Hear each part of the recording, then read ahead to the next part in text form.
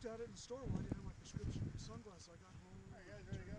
Yeah, secure the ones that are here. Okay, we're out here in Scott Valley Ranch in western Taos County. We're getting ready to release the first prairie dogs that were captured in the town of Taos. There are some abandoned burrows, and Eco Solutions from Santa Fe is working the prairie dog release, and they're getting ready to bring the first one out. Here he is. First one going in. First one. Okay, I got him. Going in the hole. These holes here were abandoned actually at least 3 years ago.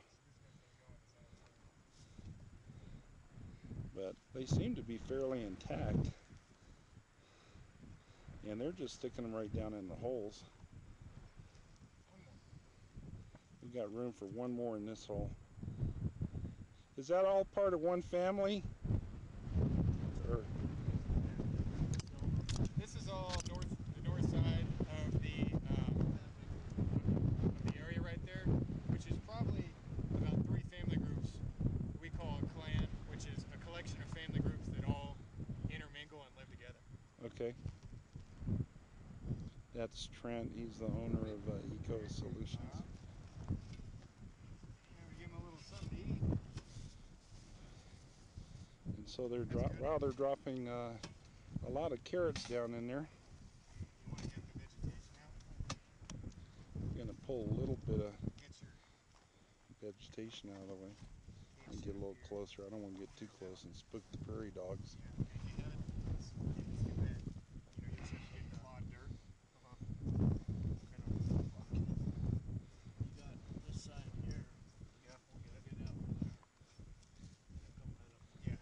So you kind of keep it covered up for a while like that? What's that? You kind of keep it covered up like that for a while? With this? Yeah. Yeah. Normally we do it for 2 days, so through tomorrow. Okay. And actually I'll be here through the rest of the day. And if the prairie dogs, I'm trying to get too much dirt out of there. That's okay. If the prairie dogs come up, then you essentially approach them and scare them back in, and you instill a fear response in the prairie dogs to use this burrow as a protection. And that way, whenever you take the cage cap off, they'll come out. They may dig their own burrow, but they know that they can go back in this burrow and be safe. Cool. Because they're going to need to be safe in a couple of days when the coyotes show up. Well, this is a good soil. It's not easy to dig up. Coyotes will have trouble.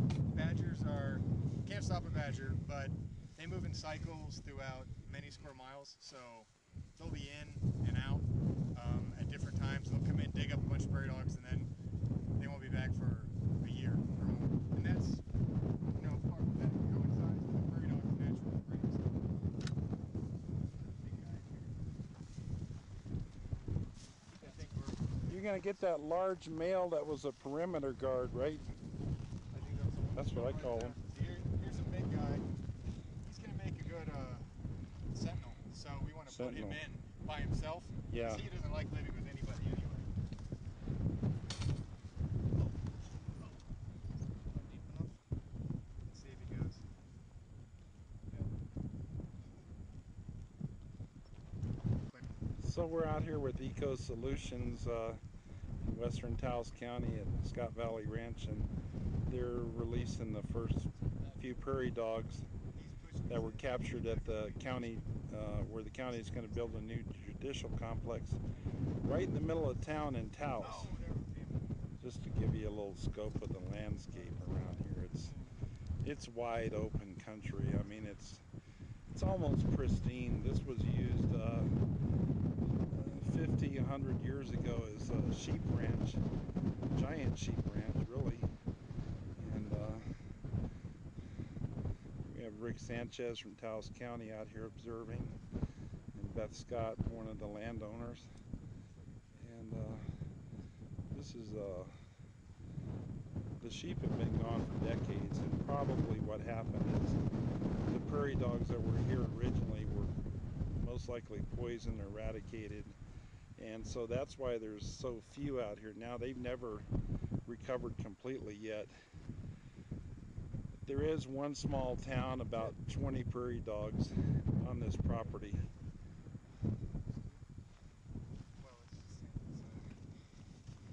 But there's room for many more. Where's he at now? Oh, that burrow's got a good size hole right there.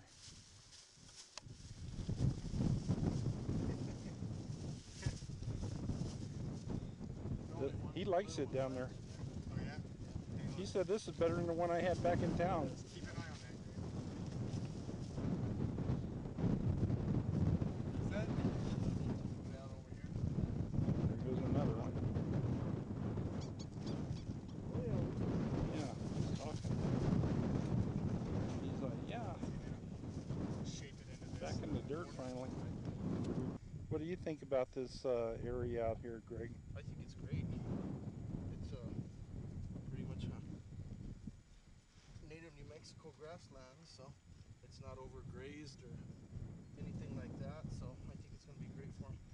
I think they're safe from any people bothering them. Yeah. Yeah. We've owned it for 3 years. We haven't seen a soul. The nearest neighbors we have are really the ones that live full-time 3.5 miles away, over in that direction.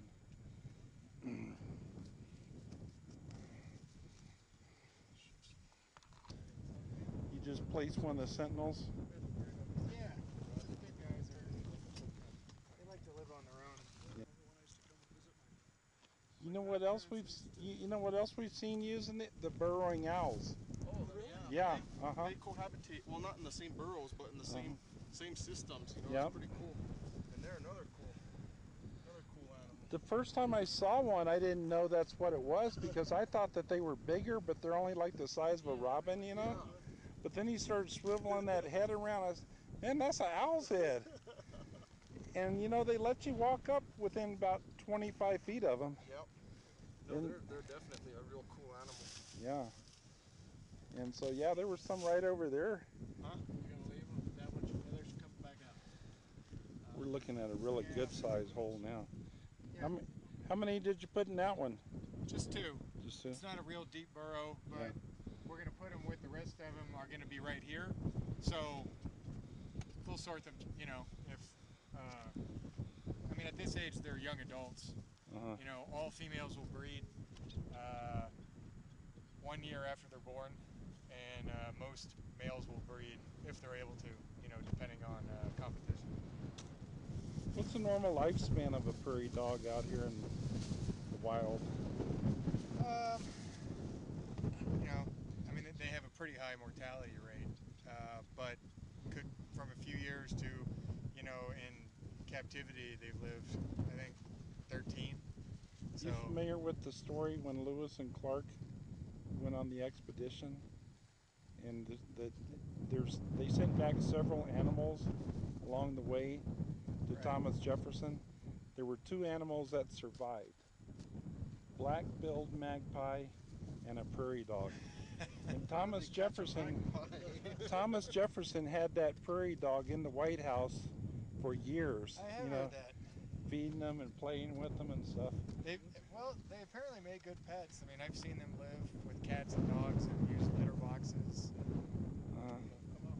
If you're so inclined to keep a wild animal, You guys start chasing. Okay, so here's one they're just taking out of the cage here. Baby here, he's a juvenile. Yeah. He's already And he's going right down in the hole. losing the weight.